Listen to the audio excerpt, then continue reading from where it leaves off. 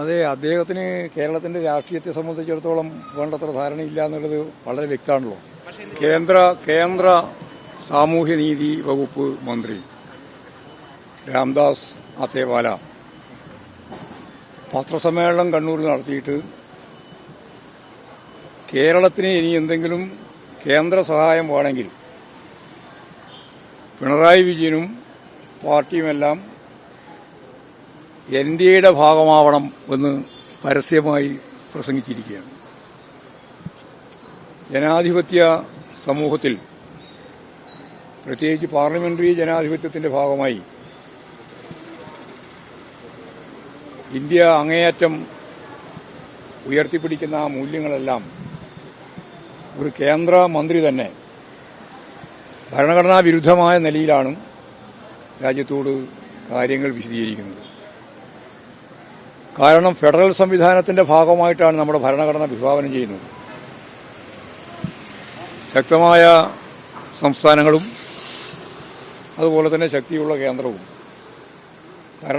ഭരണഘടന വിഭാവനം ചെയ്ത ഈ ധാരണകൾക്ക് തികച്ചും ഘടകവിരുദ്ധമായി കേരളത്തിന് സഹായം ലഭിക്കണം. ആ സഹായം എന്നുള്ള പ്രഖ്യാപനം തന്നെ തെറ്റാണ്.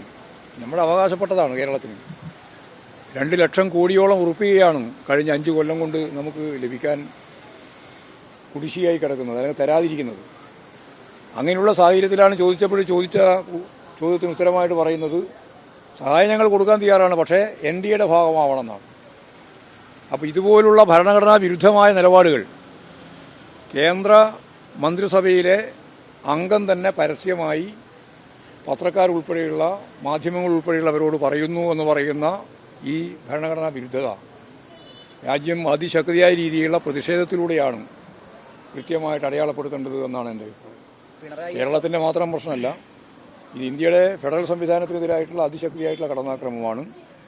ഏകാധിപത്യത്തിന്റെ ഭാഗമായിട്ടുള്ള, നമ്മൾ സാധാരണ പറയാറില്ലേ, ഫാസിസത്തിന്റെ പുതിയ രീതി, അതാണ് നിയോ ഫാസിസത്തിലേക്കുള്ള യാത്രയാണ്. അതാണ് ഇതിന്റെ അടിസ്ഥാനം. എല്ലാ ഭരണഘടനാ സ്ഥാപനങ്ങളെയും RSSന്റെ ചൊൽപ്പടിക്ക് നിർത്താൻ വേണ്ടിയുള്ള ശ്രമമാണ് അവർ നടത്തിക്കൊണ്ടിരിക്കുന്നത്. അതിൻ്റെ ഒപ്പം തന്നെയാണ് ഇതും. കേന്ദ്രീകൃതമാണ് ഞങ്ങളോടൊപ്പം ചേർന്നാൽ മാത്രമേ ആർക്കും രക്ഷയുള്ളൂ എന്ന രീതിയിലുള്ള ഈ വിശദീകരണത്തിന്റെ ഈ അർത്ഥം അത് തന്നെയാണ്. അദ്ദേഹം പിണറായി വിജയനെ എൻഡിഎയിലേക്ക് സ്വാഗതം ചെയ്യുകയും കൂടി ചെയ്തിട്ടുണ്ട്. അതെ, സ്വാഗതം ചെയ്തുകൊണ്ടാണല്ലോ പറഞ്ഞത്. സഹായം കിട്ടണമെങ്കിൽ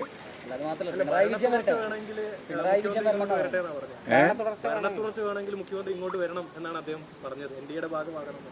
അതെ, അദ്ദേഹത്തിന് കേരളത്തിന്റെ രാഷ്ട്രീയത്തെ സംബന്ധിച്ചിടത്തോളം വേണ്ടത്ര ധാരണയില്ല എന്നുള്ളത് വളരെ വ്യക്തമാണല്ലോ.